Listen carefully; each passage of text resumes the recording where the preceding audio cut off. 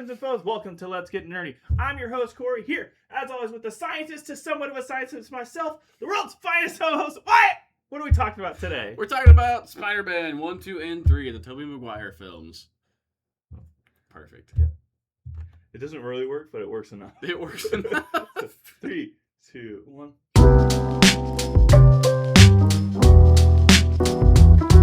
That's right. Whether you call it the Sam Raimi trilogy, the Tobey Maguire trilogy, we're talking about Spider-Man 1, 2, and 3. Why? I'll let you kick it off. Kind of a similar thing that we do in Go Go Godzilla. Okay. Let's start off with nostalgia, history with what does this trilogy mean to you as a Spider-Man fan or as a person in general? As a person in general, no. As a Spider-Man fan, and just me from a nostalgia point, this trilogy means so much to me. I mean, this was such like an integral part of my childhood, and I remember seeing the second one and the third one in the theater. I don't know if I saw the first one. I don't think so. But I mean, just I grew up with these movies and I watched them. I don't know how many damn times, and I feel like the love for them is carried forward, with our generation through our lives and stuff. And it's, there's memes about it now. Everyone knows the memes and makes fun of a lot of stuff in the third one, of course. And so I'm something of a scientist myself, stuff like that. But no, I mean, I think these movies mean so much to me, and it really solidifies like my love for No Way Home, even, Okay. And I think, I don't know, the character means a lot to me. These movies mean a lot to me, and I really, really, really wish there was a fourth one. Yeah. Maybe it'll happen. It probably won't. It might. I'm crossing my fingers. Don't take that from me. Don't take that hope from me. But okay. What do they mean to you from a nostalgia point? Oh, so this is like foundational. Yeah, I would wager say I know for a fact I did see the first one in the theater. I actually was trying to figure out. It may have been the first movie I saw in the theater or the second, depending on which came first between the first Shrek and the first Spider-Man. So for the sake of this conversation, Spider-Man was the first movie I saw in theaters. Fair enough. And I saw 2. 2 was like Spider-Man 1 was the movie that made me like Spider-Man. Because I'm sure I had like. We kind of talked about with Godzilla, like I don't remember a time not being like watching Godzilla. Like it's just always has been a consistent thing. Spider-Man is a similar thing of like Spider-Man 1 probably is what made me a fan because I saw that in theaters. Spider-Man 2 is probably what made me love Spider-Man. I rewatched it for the sake of this video, and I would argue that still it is a perfect Spider-Man story, not even just a Spider-Man movie. Spider-Man 3 was the first movie I was ever disappointed in. It's the only one of the 3 I did not see in theaters as well. Oh, okay. Okay. But yeah, like in terms of foundation, like this was the one that I still remember to this day. Spider-Man 2, seeing it in theaters. I remember going to Walmart beforehand to choose the candy, and I can tell you, I got a Pepsi Vanilla to sneak into the theater. Nice. That's how much I remember. I remember getting home from Spider-Man 2 that night, and at the time, me and my siblings shared a bedroom, and we had a bunk bed, and I was on the top bunk having a Spider-Man fight with because I also had I was let's see, 2004. I was born in 97. I think I would have been 7 when this came out. 7 or 8. Does that sound right? I think 7 sounds more correct. Yeah. But I would have been about 7 when this came out. And so I was in the top bunk, literally, and I had blankies that were white and green, so I was using them as webs at 10 o'clock at night. So yeah, and this because of these movies, I for the first 10 years of my life, if I got any birthday present or Christmas gift, it was either Spider-Man or it was Star Wars. I remember literally after this Spider-Man 2, the birthday. I literally got a chest full of Spider-Man stuff of Spider-Man 2 the video game, Spider-Man 2 the movie. I got the web shooters. I had those too. And I got what else did I get? I got an action figure. Oh hell yeah! A Spider-Man 2 action figure that I don't know if it was just something wrong with that figure, but the crotch kept falling apart. Oh no! So That's not good. I would be able to put it back together. but every now and again it would fall apart. And I couldn't find the bottom half, so Oh it was shit. like Lieutenant Dan Spider-Man Oh kind of no. situation. So either Lieutenant Man or Spider Dan, however you want to call Close. Either one. Either it. one. So yeah, I also remember. I don't know. I just thought of this. I went as I like also for like kindergarten. I think maybe the year after I went as Spider Man Mm-hmm. for Halloween. And it was really fun. And I like wore like a sweatshirt and sweatpants under it to give me more muscles. And genuinely thought I was Spider Man. I mean, you were. I was. Basically, yeah. There was a group of kids in our neighborhood that all went as like Scream and like scary characters. Yeah. And they like, I think they came over to scare me. Yeah. And they thought they did because I ran away. But because I didn't have my mask on, so I ran away to the other side of my house to put my mask on, and I came back to fight them, and they were gone.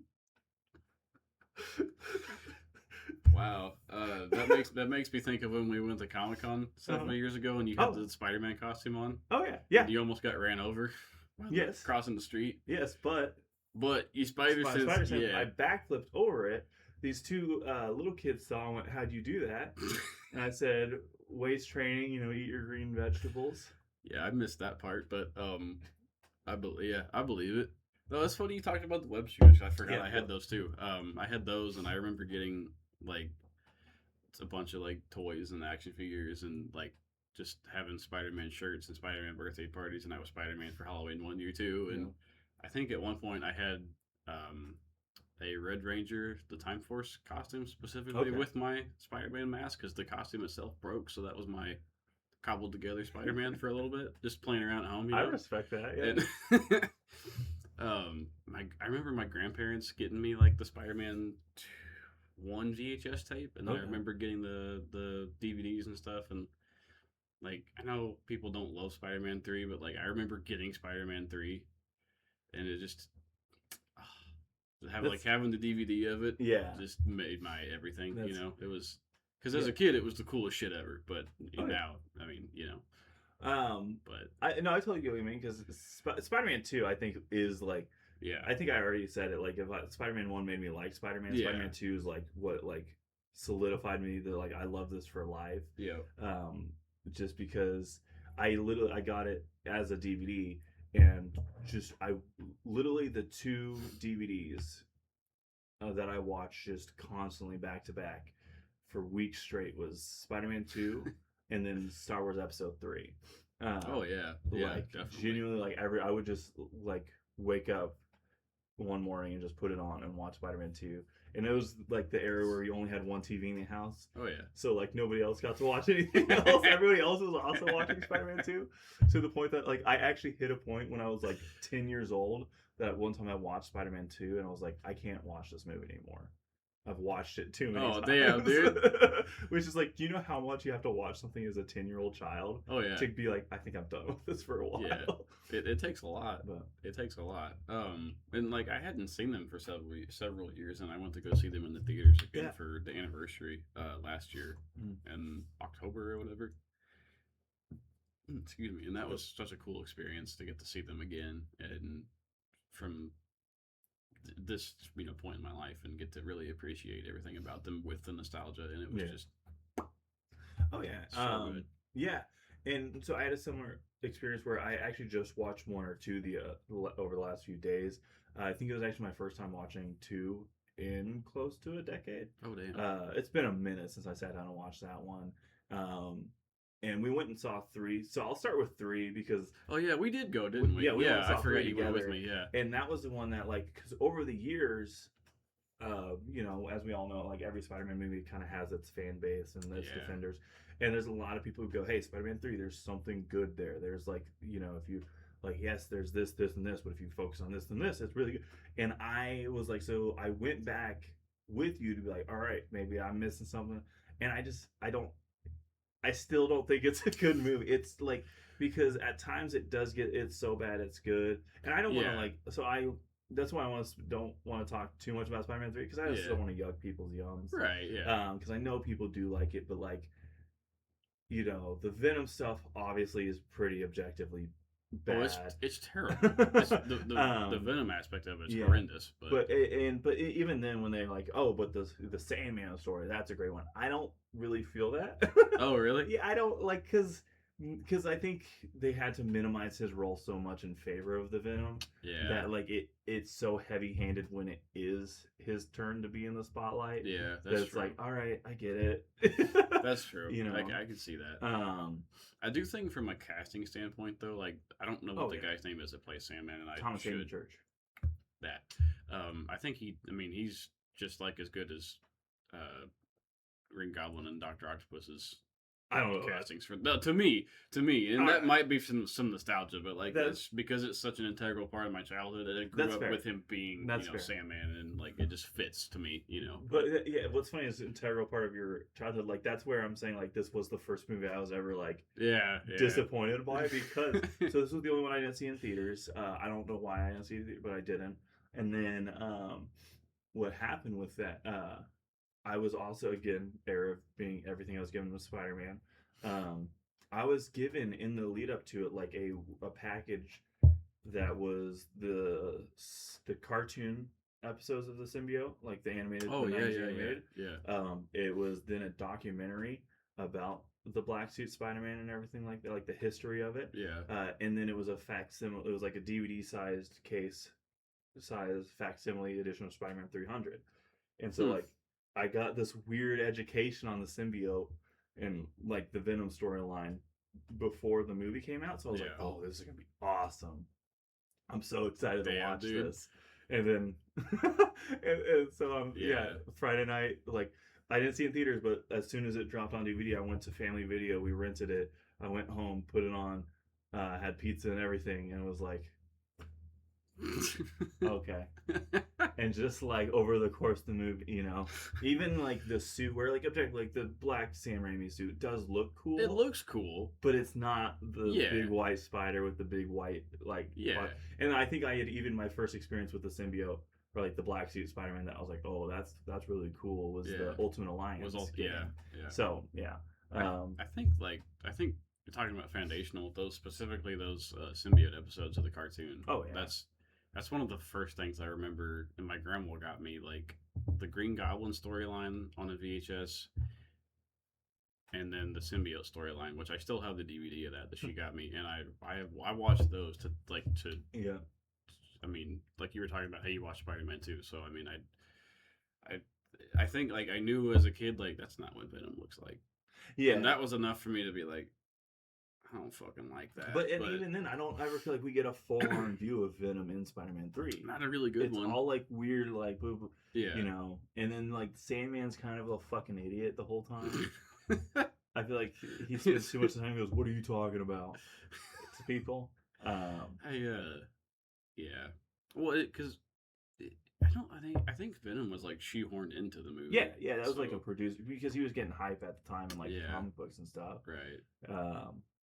They should have just not done that at all. Yeah. If it was just Sandman, I think it would have been a much better movie. Yeah. But yeah, I don't disagree. But so I will kind of stepping back to Spider-Man 1. Yeah. We haven't even talked about the first one hardly at all. So what's funny is I was watching one the other night, and it literally felt to me like this time last year we were covering the Superman movies, and it does actually kind of feel like a weird like modern version of that Christopher Reeves Spider-Man or Superman. Christopher Reeves Spider-Man. Yeah, that'd be great. It kind of has that same vibe where it's like a little bit quirky. It's somewhat idealized. It's a little bit more of a realistic New York. Yeah. But like it's still a idealized version, especially in like a post 9/11 kind of world. Yeah. It's especially I was thinking about the scene. What was it? Oh, when Green Goblin first attacks the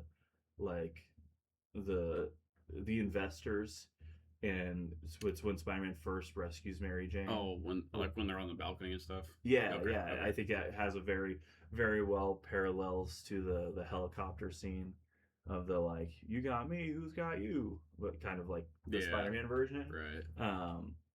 Yeah, I love Spider-Man 1. Oh, I do too. It's so good. I think all of the casting is, all the casting is fantastic. Yeah.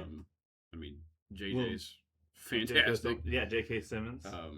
Yeah, Willem Dafoe is. I mean, like I don't know that they're ever going to be able to outdo that. You know, it maybe in its own like whoever Like, gets to are you play saying Green Goblin. outdo? You can never outdo that as a Green Goblin casting. Yeah, Okay. like I don't. Yeah, I don't disagree. I mean, I think like even to me even more so than like Heath Ledger's Joker. Like That's fair. Yeah. like Willem Dafoe's like just that is Green Goblin. You know, so trying to recast that would be really hard to do. Yeah. Um, Yeah. but I don't love the costume as much as I love the casting. You know, like I've never. So, um, sorry. No, you're good. I was just gonna say like I've never loved it. Like I think it's cool. Like it looks cool, but it's just always missed the purple. You know, for me, like he's never 100%. had the sling. I mean, it just 100%. Well, so what I was thinking about that is, this is so the era of like comic book movies are embarrassed to be comic book movies, yeah. right? You have it is when X-Men are in the black leather Mm-hmm. jumpsuits. This is when Superman, the Superman ideas that are throwing out with him wearing an overcoat instead of the red cape and stuff like that. Kind of, this is just that era where like comic movies are just a little, a little shame. And that's where it's so impressive that this movie, like the Spider-Man costume, is a straight up Spider-Man costume, Yeah, it and looks it's fantastic.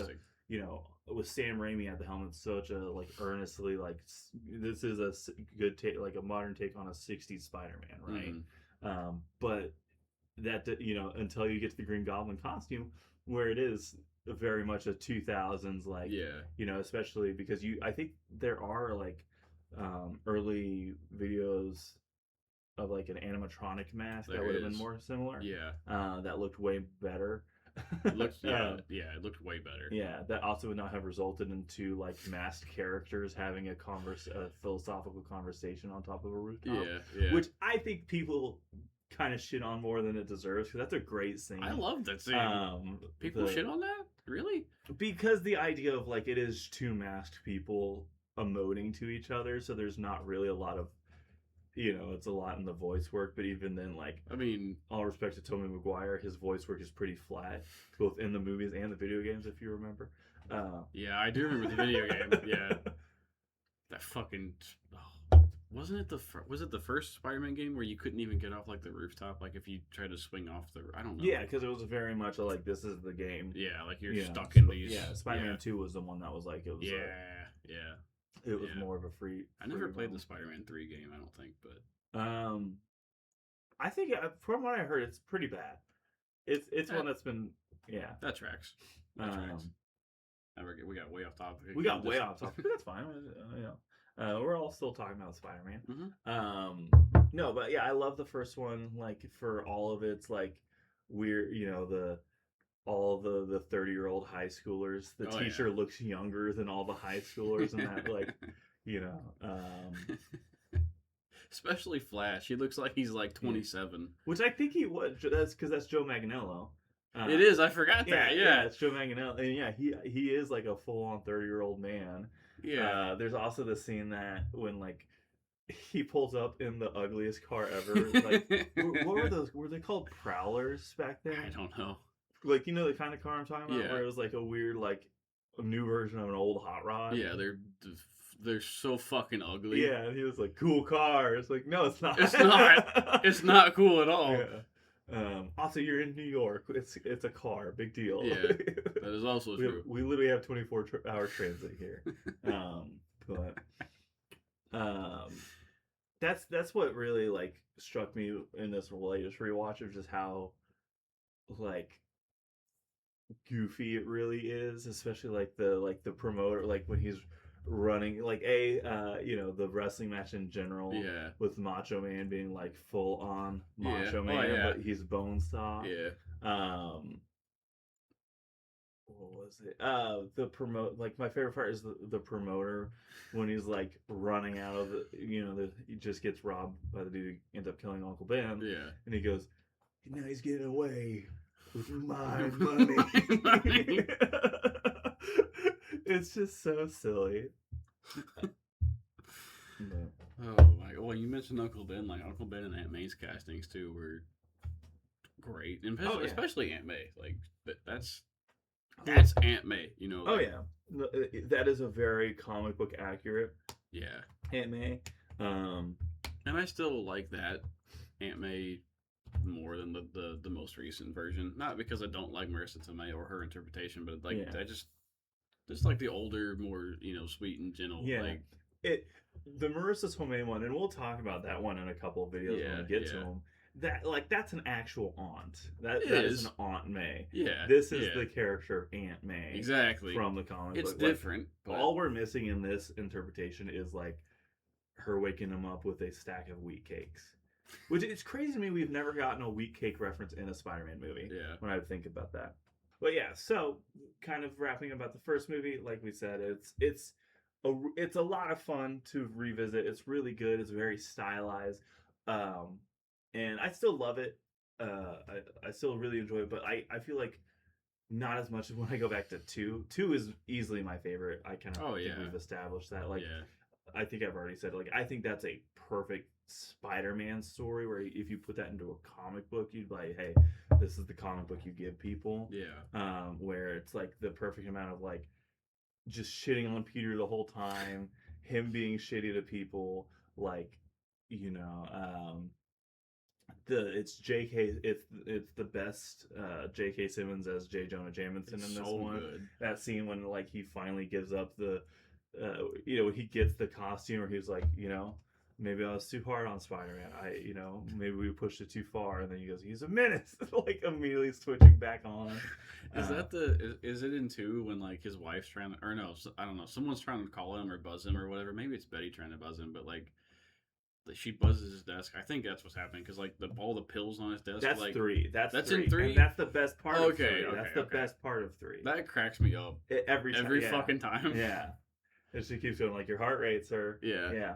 Which that's Betty yeah. Brant, Emily Blunt, right? No, that's not Emily Blunt. Who is that? I don't know who that is, but yeah, because isn't it like doesn't she do like he's like pointing to the pills and like she buzzes it like no.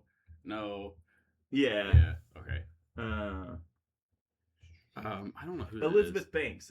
That's Elizabeth Banks. So I don't know if you would know her, Wyatt. What else has she been in? She directed Charlie's Angels 2019. Didn't know that. No. What else was she in? Well, you're looking it up. We haven't talked on like about Harry much yet, and like just like his character.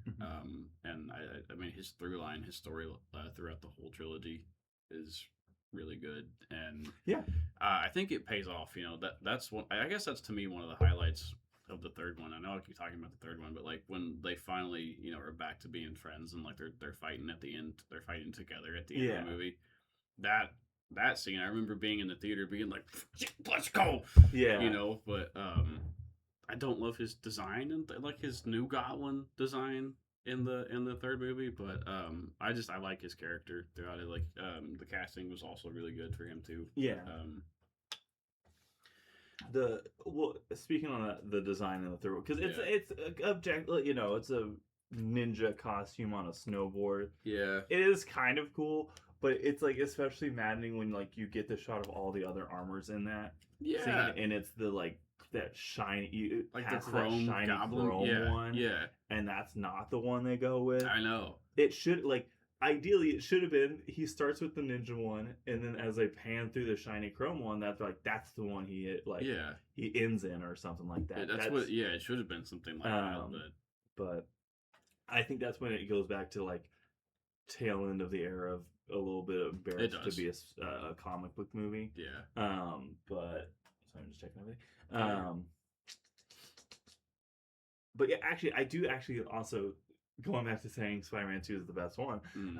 I think he is awesome in Spider-Man 2. Oh yeah. Just the like,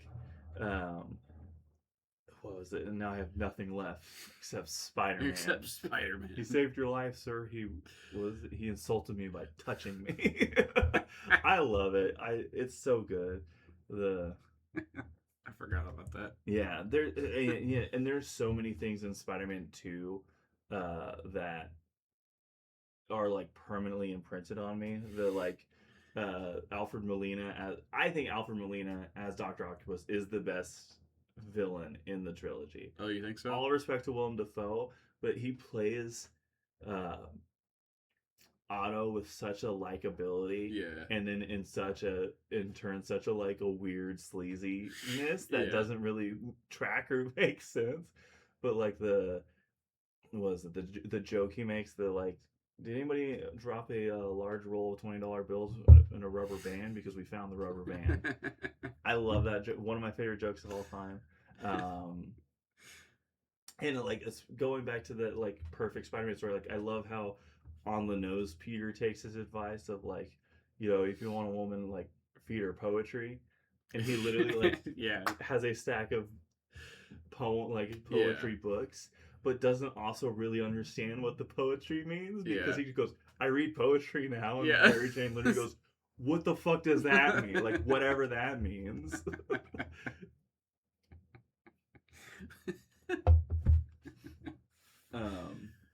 And then you get the incredible scene, probably my favorite scene in the whole trilogy. Pizza time. Not pizza No, time. okay. Very good Okay, one. okay. Very good one. But you get the fire scene, like the fire rescue, where it's like the start of him realizing he kind of needs to be Spider-Man again. That shit died. Well, that's unfortunate. Where he's realizes he's staring at the Daily Bugle that says crime has risen up 75%, which is a crazy statistic. I know, that's wild, but dude. Then there's the fire behind him. He like has to rush in and save the little girl. He like shoulder checks the door and like. Oh. Yeah, it's like when he doesn't have his powers. Yeah, and like yeah, life's going great, but shit yeah. sucks for everybody else. Yeah. And it literally ends with the scene of like, do I not get to have what I want? Like, I was thinking, you kept talking about the fire scene, and I was thinking about it in the first one. Which is a great one. I'm not going back, Chief. Come on. I feel like I'm all over the place right now. Yeah, that's okay. I mean, we're just talking. We're just enjoying the movies, Yes. I do think the second one is definitely the best one, and it's my favorite one. Mm-hmm. Have you heard about the rumors of what the fourth one was supposed to be? It wasn't supposed to be Lizard? Vulture. Vulture? Yeah. See, I've heard Lizard. Really? Yeah. I've always heard Vulture. Which, I mean, either one of those I think would be really cool. Yeah. Well, I've also heard Mysterio, because like the idea that Bruce Campbell is supposed to be.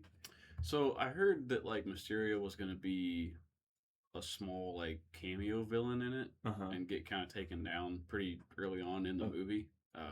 Like it's kind of a campy, like he's robbing like a jewelry store or whatever. But I think the main villain was supposed to be Vulture, at least from what I had read. Any of those would have been cool. Yeah. Lizard would have been really cool though, because I think Lizard's one of my favorite Spider-Man villains, just in general. So like, Lizard and Mysterio, actually, they're both two of my top five. It really would have fit into the theme of the villains of that series more than I think the villains of Spider-Man 3.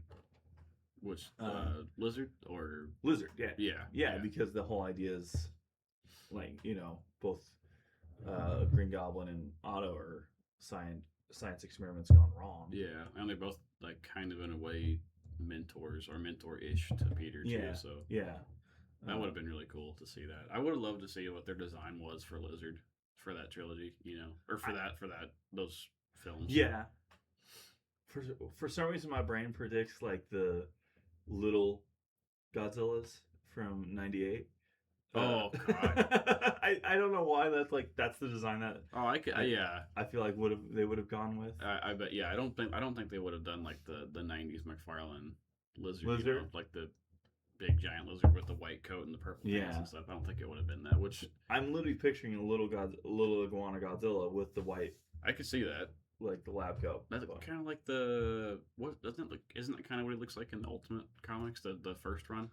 Oh, for the lizard?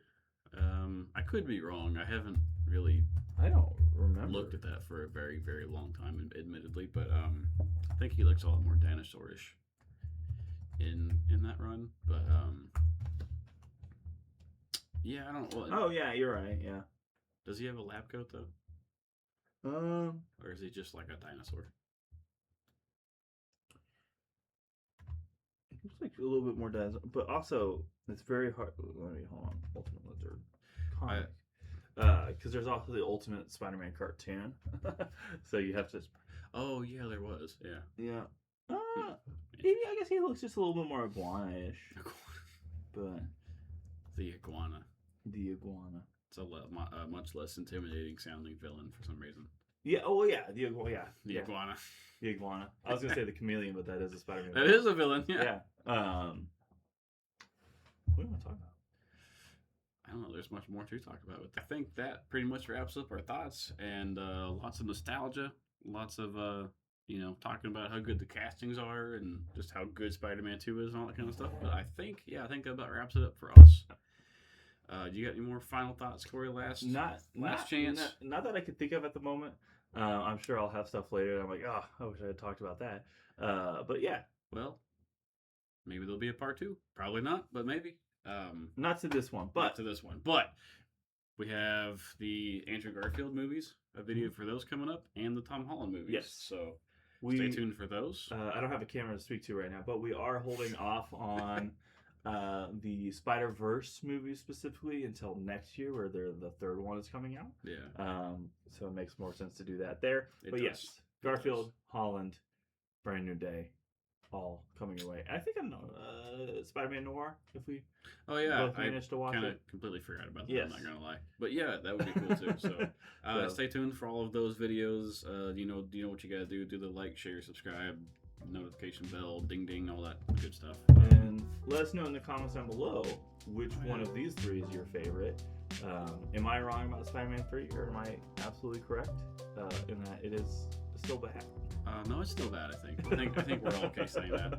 But yeah, let us know what you think. Let us know which one's your favorite, and let us know maybe what villain you would like to have seen had there been a fourth one. And we'll see you in the next one. We got to get back to nerding out About Spider-Man. Yeah. There we go. All right. That makes sense. It does.